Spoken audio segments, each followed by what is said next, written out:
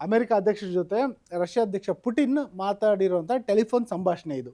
ಈ ಟೆಲಿಫೋನ್ ಸಂಭಾಷಣೆ ಏನಿದೆ ಇದು ಸುಮಾರು 90 ನಿಮಿಷಗಳ ಕಾಲ, ಅಂದರೆ 1.5 ಗಂಟೆ, ಒಂದು ರೀತಿ ಹಾಲಿವುಡ್ ಪಿಕ್ಚರ್ನ ಡ್ಯುರೇಷನ್ ಅಂತ ಹೇಳ್ಬೋದು. ಈ 1.5 ಗಂಟೆಗಳ ಕಾಲ ಈ ಒಂದು ಪುಟಿನ್ ಮತ್ತು ಟ್ರಂಪ್ ನಡುವೆ ಸಂಭಾಷಣೆ ನಡೆದಿದೆ. ಈ ಸಂಭಾಷಣೆಯ ಹೈಲೈಟ್ಸ್ ಏನು ಅಂತ ಕೇಳೋದಾದರೆ, ಅತ್ಯಂತ ಅಪಾಯಕಾರಿ ಸನ್ನಿವೇಶದ ಎಚ್ಚರಿಕೆಯನ್ನು ಪುಟಿನ್ ಕೊಟ್ಟಿದ್ದಾರೆ ಅನ್ನೋದು. ಏನದು ಅತ್ಯಂತ ಅಪಾಯಕಾರಿ ಸನ್ನಿವೇಶ ಅಂತ ಹೇಳಿದ್ರೆ, ರಷ್ಯಾ ಉಕ್ರೇನ್ ಮತ್ತು ಅಮೆರಿಕ ಇರಾನ್ ಎರಡೂ ಯುದ್ಧಗಳ ಬಗ್ಗೆ ಸಮಗ್ರವಾಗಿ ಚರ್ಚೆ ನಡೆಸಿದ್ದಾರೆ. ನೀವು ಇಲ್ಲಿ ಮ್ಯಾಪಲ್ಲಿ ಗಮನಿಸ್ಬೋದು, ಇಲ್ಲಿ ಇರಾನ್ ಇದೆ, ಇಲ್ಲಿ ಉಕ್ರೇನ್ ಇದೆ, ಮತ್ತು ಇಲ್ಲಿ ರಷ್ಯಾ ದೇಶ.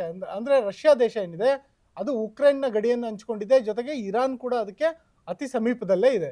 ಇಂಥ ಒಂದು ಸಂದರ್ಭದಲ್ಲಿ ಇರಾನ್ನಲ್ಲಿ ಏನು ನಡೀತಿರೋ ಯುದ್ಧ ಅದು ಉಕ್ರೇನ್ ಮೇಲೂ ಪರಿಣಾಮ ಬೀಳುತ್ತೆ, ಉಕ್ರೇನ್ ಮೇಲೆ ನಡೀತಿರೋ ಯುದ್ಧ ಅದು ಇರಾನ್ ಮೇಲೂ ಪರಿಣಾಮ ಬೀರುತ್ತೆ.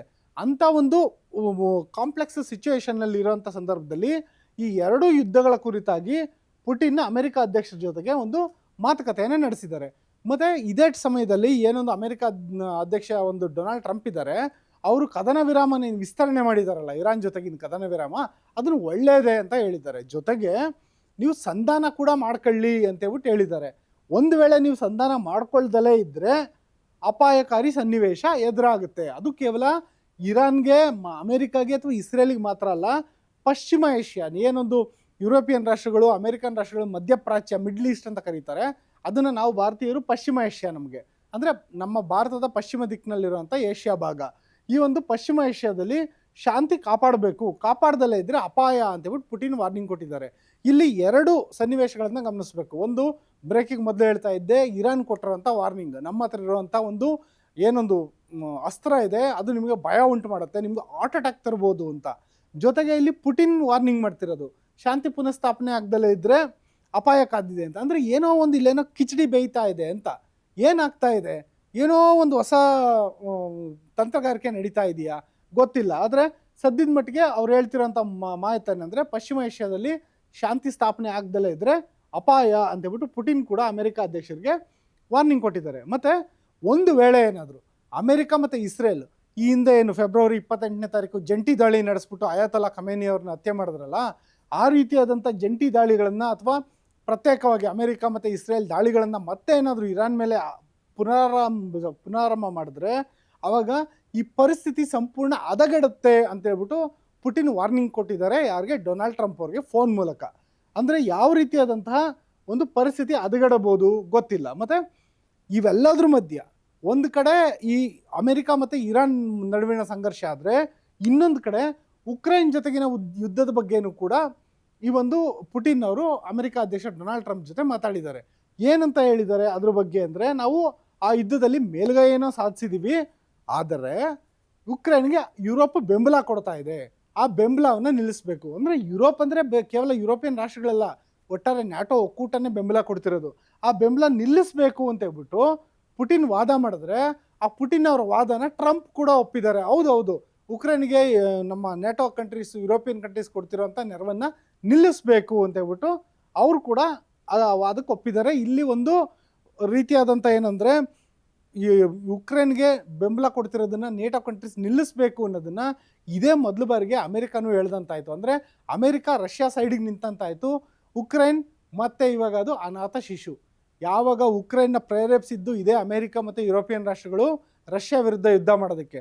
ರಷ್ಯಾ ಯಾವಾಗ ಉಕ್ರೇನ್ ವಿರುದ್ಧ ಒಂದು ಮಿಲಿಟ್ರಿ ಕಾರ್ಯಾಚರಣೆ, ಅದು ಯುದ್ಧ ಅಲ್ಲ, ಮಿಲಿಟ್ರಿ ಕಾರ್ಯಾಚರಣೆ ಅಂತ ಆರಂಭ ಮಾಡಿದಾಗ ಇದೇ ಯುರೋಪ್ ಮತ್ತು ಅಮೆರಿಕನ್ ಕಂಟ್ರೀಸ್ಗಳು, ಆವಾಗ ಜೋ ಬೈಡನ್ ಅವರು ಅಮೆರಿಕ ಅಧ್ಯಕ್ಷ ಇದ್ದರು, ಅವರು ಎಲ್ಲರೂ ಸೇರ್ಕೊಂಡು ಈ ಒಂದು ಯುದ್ಧಕ್ಕೆ ದೊಡ್ಡ ಮಟ್ಟದ ಸಪೋರ್ಟನ್ನು ಮಾಡಿದ್ರು. ಈ ಯುದ್ಧ ಈಗಾಗಲೇ 4ರಿಂದ 5 ವರ್ಷ ಕಳೆದೋಯ್ತು. ಇಂಥ ಸಂದರ್ಭದಲ್ಲಿ ಉಕ್ರೇನ್ ಯುದ್ಧ ಮಾಡ್ತಿರೋದೇ ತಪ್ಪು, ಆ ಉಕ್ರೇನ್ ಯುದ್ಧಕ್ಕೆ ಯುರೋಪ್ ನೆರವು ನೀಡ್ತಿರೋದೇ ತಪ್ಪು ಅಂತ ಡೊನಾಲ್ಡ್ ಟ್ರಂಪ್ ಅವರು ಪ್ಲೇಟ್ ಚೇಂಜ್ ಮಾಡಿಬಿಟ್ಟಿದ್ದಾರೆ. ಇಂಥ ಸನ್ನಿವೇಶದಲ್ಲಿ ಉಕ್ರೇನ್ ಬಳಿ ಶಸ್ತ್ರಾಸ್ತ್ರಗಳೇ ಇಲ್ಲ ಅಂತಾದರೆ ಅದು ಏನು ಮಾಡುತ್ತೆ? ಹೀಗಾಗಿ ಮೇ 9ನೇ ತಾರೀಕು ರಷ್ಯಾದ ದಿಗ್ವಿಜಯ ದಿನ ಅಂತ ಇದೆ. ಏನದು ದಿಗ್ವಿಜಯ ದಿನ? ನಾನು ಅದನ್ನು ಮುಂದಿನ ಸ್ಲೈಡ್ಗಳಲ್ಲಿ ಹೇಳ್ತೀನಿ. ಆ ದಿಗ್ವಿಜಯ ದಿನದಂದು ಉಕ್ರೇನ್ ಜೊತೆ ರಷ್ಯಾ ಕದನ ವಿರಾಮ ಪ್ರಸ್ತಾಪ ಮಾಡೋ ಸಾಧ್ಯತೆ ಇದೆ. ಅಂದರೆ ಇನ್ನು ಮುಂದಿನ 10 ದಿನಗಳಲ್ಲಿ ರಷ್ಯಾ ಮತ್ತು ಉಕ್ರೇನ್ ಯುದ್ಧ ಕೂಡ ನಿಲ್ಲೋ ಸೂಚನೆಯನ್ನು ಈ ಒಂದು ರಷ್ಯಾ ಅಧ್ಯಕ್ಷರು ಇದೀಗ ಕೊಟ್ಟಿದ್ದಾರೆ. ಅದು ಕೂಡ ಅಮೆರಿಕ ಅಧ್ಯಕ್ಷರಿಗೆ ಫೋನ್ ಕಾಲ್ ಮೂಲಕ. ಏನಂದರೆ, ಜರ್ಮನಿಯ ನಾಜಿ ವಿರುದ್ಧ 2ನೇ ಮಹಾಯುದ್ಧ ನಡೀತು 1945ರಿಂದ 47ರವರೆಗೂ. ಆ ಒಂದು ಮಹಾಯುದ್ಧದಲ್ಲಿ 45ರಲ್ಲಿ ಮುಕ್ತಾಯ ಆದಂತಹ ಒಂದು 2ನೇ ಮಹಾಯುದ್ಧದ ಸಂದರ್ಭದಲ್ಲಿ ಜರ್ಮನಿಯ ನಾಜಿ ವಿರುದ್ಧ ಗೆಲುವು ಸಾಧಿಸಿತು ರಷ್ಯಾ. ಅಂದರೆ ರಷ್ಯಾ ಸೇರಿದಂತೆ ಎಲ್ಲ ಅಲೈಡ್ ಫೋರ್ಸಸ್ ಅಂತ ಏನಿತ್ತು, ಆ ಅಲೈಡ್ ಫೋರ್ಸಸ್ಗಳು ಏಕಕಾಲದಲ್ಲಿ ಜರ್ಮನಿ ಮೇಲೆ ದಾಳಿ ನಡೆಸಿ ಅವಾಗ ಹಿಟ್ಲರು ಆತ್ಮಹತ್ಯೆ ಮಾಡ್ಕೊಂಡ.